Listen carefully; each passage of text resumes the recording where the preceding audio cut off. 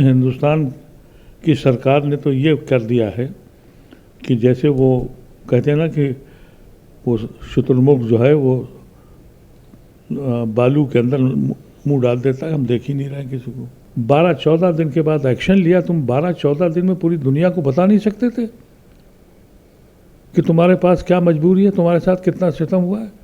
मजलूमों को मार दिया, इंसानों को, 26 इंसानों को, और पूरी दुनिया आतंकवाद से परेशान है। और सबको ये मालूम है कि हिंदुस्तान में पाकिस्तान के ज़रिए आतंकवाद फैलाया जा रहा है, और पूरी दुनिया को ये भी मालूम है जो कल अली ने कहा है, तुम कितना ही उसे जेल में रख दो। जिस तरह से आज सारा हिंदुस्तान हुकूमत के साथ है, हुकूमत को अब तो सोचना चाहिए, क्या इलेक्शन ही ज़िंदगी है? क्या हुकूमत में हमेशा बैठे रहना ही मकसद है? देश तुम्हारे लिए नहीं है कुछ? कि आज वक्त है मोदी सरकार को कि जो माहौल बना है उसको बेहतर करें, बरखिलाफ़ इसके कि वो एजेंडा न चलाएं जिसके ऊपर ये सरकार बनी है कि मुस्लिम दुश्मनी पे वोट हासिल किया है, मुस्लिम दुश्मनी पे इस मुल्क को चलाया है। अब तक तो ओवैसी विलन था, अब ओवैसी को लेके बाहर जा रहे हैं। इनको समझ आनी चाहिए, ओवैसी अपनी कोई डिमांड अगर रख रहा है उसे सुनो।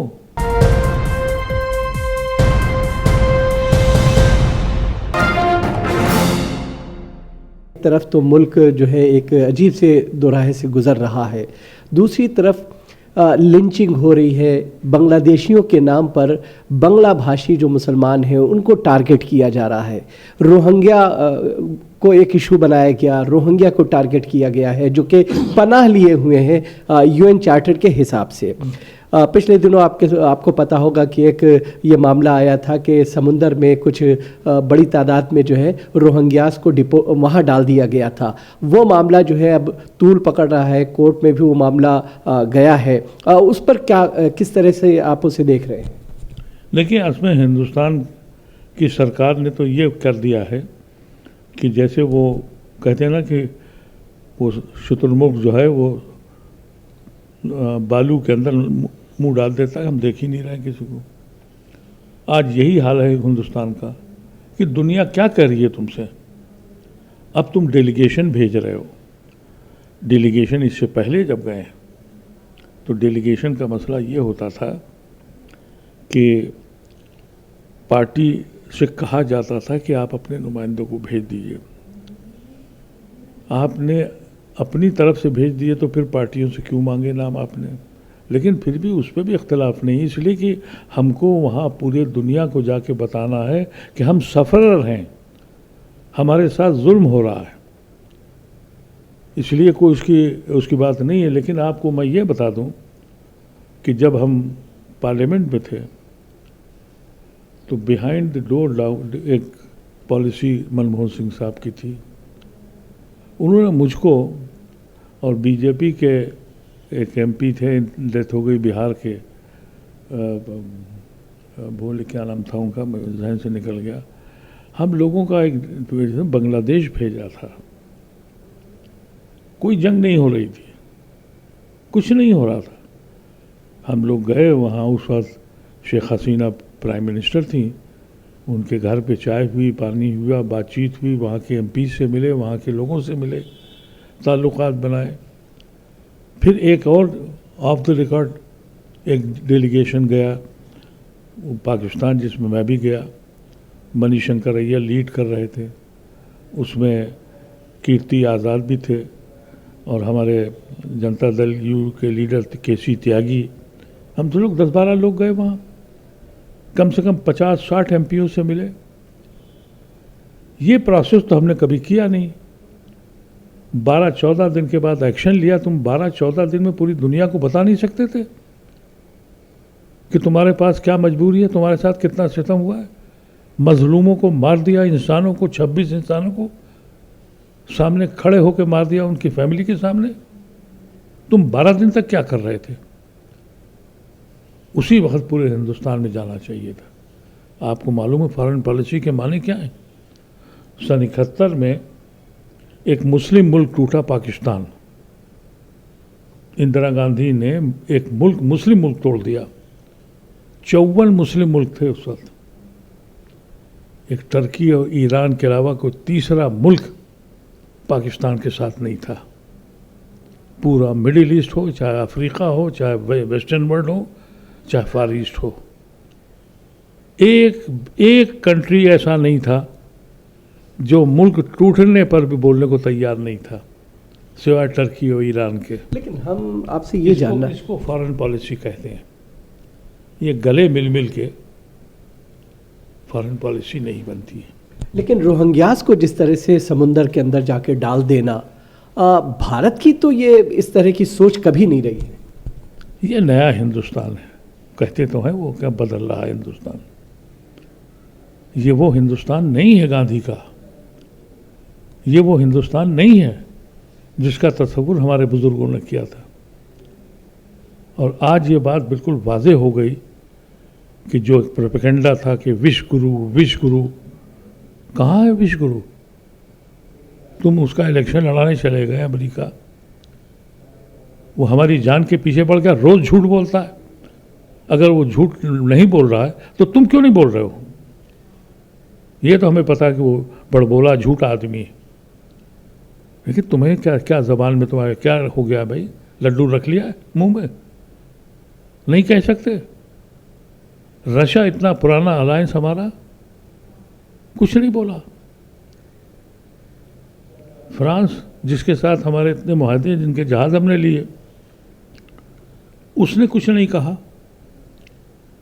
कोई भी तो मुल्क हो, और पूरी दुनिया आतंकवाद से परेशान है, और सबको ये मालूम है कि हिंदुस्तान में पाकिस्तान के ज़रिए आतंकवाद फैलाया जा रहा है, और पूरी दुनिया को ये भी मालूम है जो कल अली ने कहा है, तुम कितना ही उसे जेल में रख दो, पूरी दुनिया को मालूम है।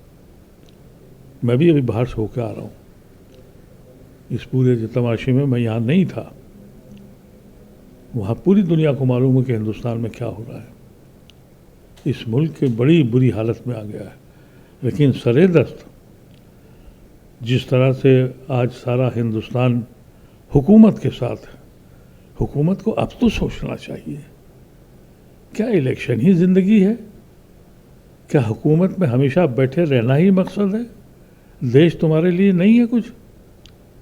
मैं ये समझता हूँ कि आज वक्त है मोदी सरकार को कि जो माहौल बना है उसको बेहतर करें, बरखिलाफ़ इसके कि वो एजेंडा न चलाएं जिसके ऊपर ये सरकार बनी है, कि मुस्लिम दुश्मनी पे वोट हासिल किया है, मुस्लिम दुश्मनी पे इस मुल्क को चलाया है, वो अब बंद कर देना चाहिए। नहीं तो मुस्लिम दुश्मनी ही नतीजा है जिस तरह की ये हरकत देखने को मिली है कि 43 रोहिंग्यास को समुंदर में डाल देना।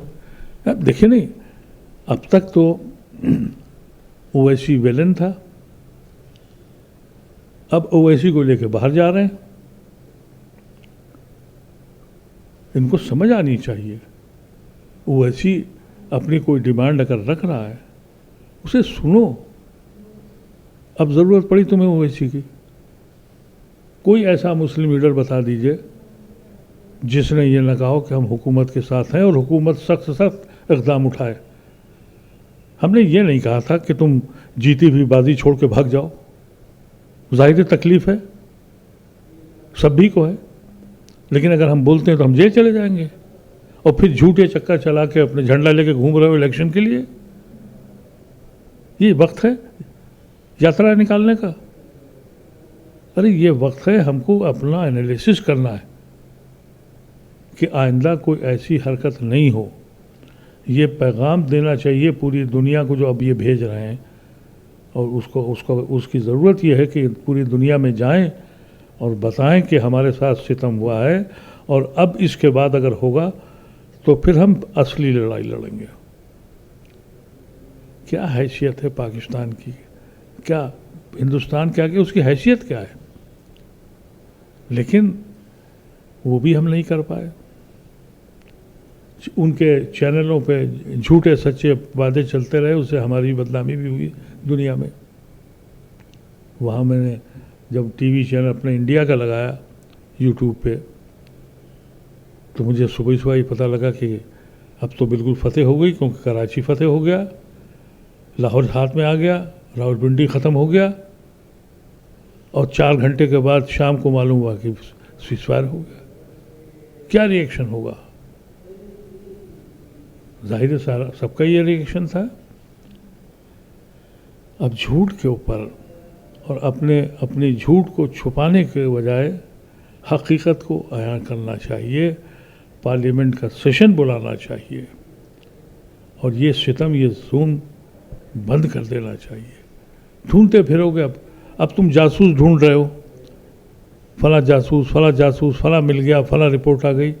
वो 4 कहाँ गए जो मार के गए थे? उसकी रिपोर्ट क्यों नहीं आ रही? कहाँ से आए थे? कौन थे? तुम जासूसी ढूंढ रहे हो? जो हमारे 26 लोगों के घरों को तबाह किया, जिसने उस बच्ची को, उस औरत को जिसकी चंद दिन पहले शादी हुई थी, उसको बेवा कर दिया, उसके कातिल को तुम ढूंढ नहीं पाए अब तक? जासूस ढूंढते फिर रहे हो, वो भी अब जब जंग हो गई। मैं समझता हूँ कि इस मुल्क में अभी भी अगर इस मुल्क को बचाना है तो हक बात कहने के लिए आप किसी को सज़ा मत दें, क्योंकि बड़े इंसान वही होते हैं, बड़ी सरकारें वही होती हैं जो क्रिटिसिज्म को बर्दाश्त कर सकती हैं, जो सवाल पूछा जाए उसका जवाब दे सकती हैं। अनफॉर्चुनेटली आपको मालूम है चाइना की वार में हमें शिकस्त हुई थी। पंडित नेहरू ने पार्लियामेंट का सेशन बुलाया, अपोजिशन ने इतना बुरा भला कहा, सब उन्होंने एक्सेप्ट कर लिया। ये था हिंदुस्तान। वाजपेयी ने कारगिल वार के बाद एक कमेटी बनाई